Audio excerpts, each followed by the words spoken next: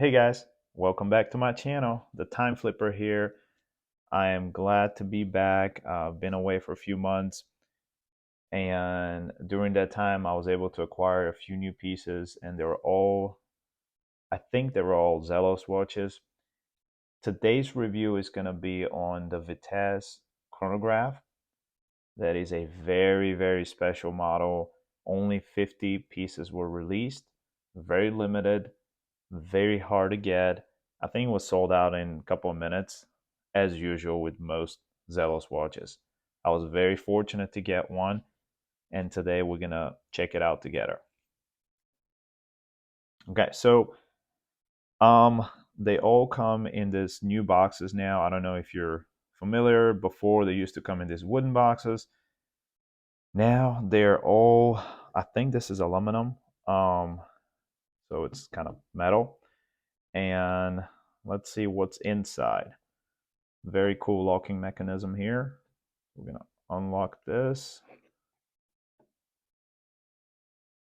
And inside, you can see is the watch.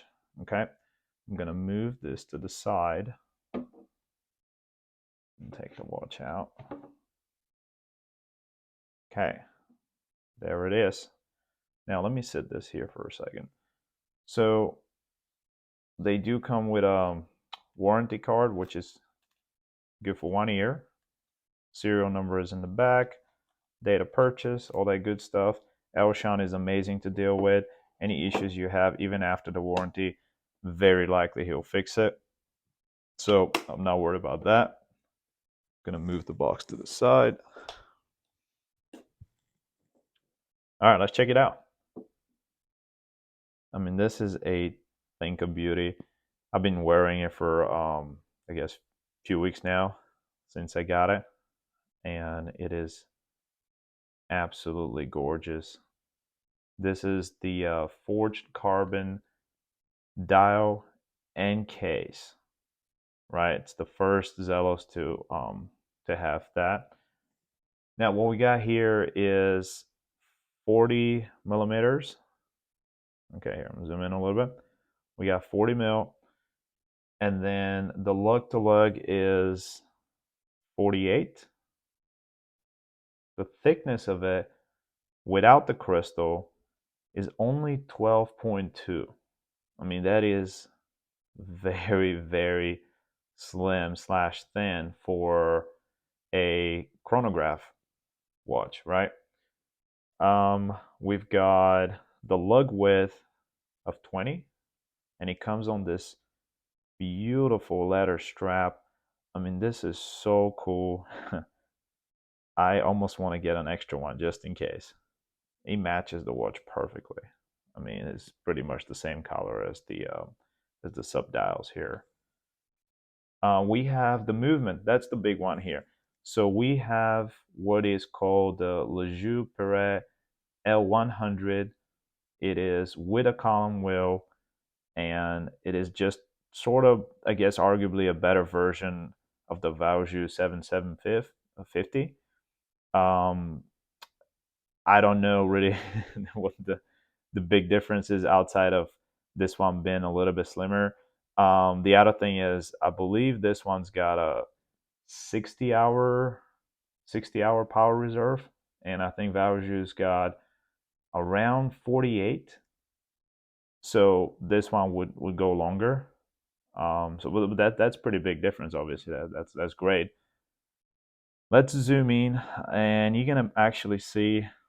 I was very fortunate to get a pretty cool serial number too. um, yeah, so that's the movement. Excuse the marks there. Let me clean that up real quick. Okay, there you go. So it is a really, really cool movement. Beautiful looking. There you go. You can see it in action there. Um, so everything else is pretty much, the standard stuff for a chronograph. I want to kind of show you guys the sort of the sound that it makes when you're winding it. Okay, so see if you can hear this.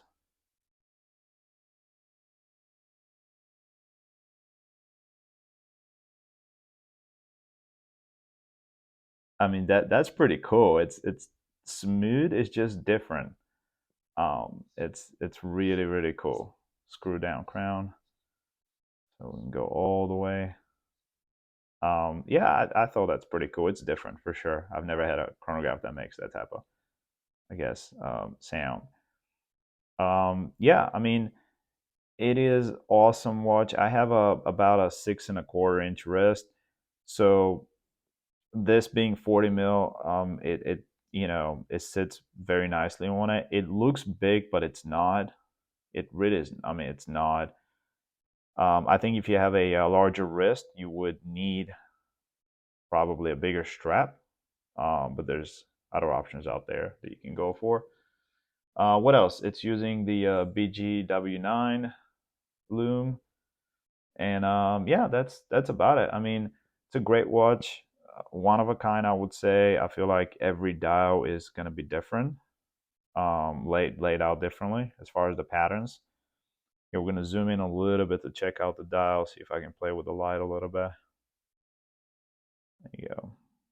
So it's pretty cool. Sometimes it could be hard to read the time, meaning down to, I guess, the minutes. Um, but I think you get used to it. Initially, it's hard, then it gets a little bit better, and then eventually you don't notice it.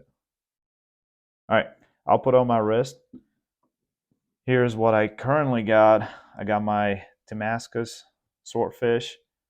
Only 10 were made with the black sand dial, 30 in total, 10 with the black sand dial, 10 meteorites, and there was another 10. I think those were the I'm not sure, the yellow Damascus or whatever they call it nowadays. But yeah, so this very very limited watch as well. I love it. It's a keeper, definitely a keeper. So we'll put it here, and let's see. 1 second here. All right, I'm using the last hole on this strap just for y'all's reference, because my wrist is only 6.25, if that. There it is. There it is on my wrist. I really like it. It's very light watch, extremely light. Um, I guess the other difference on this one compared to the regular version is that this one, it's got this nice, I guess the back of it, the case back, is sort of like screwed down. So that's pretty cool, and I think Elshan did that because that was the only way to attach it to the carbon case. So pretty cool overall. Thanks for watching, and please subscribe if you like the content, and I'll be back soon with more stuff.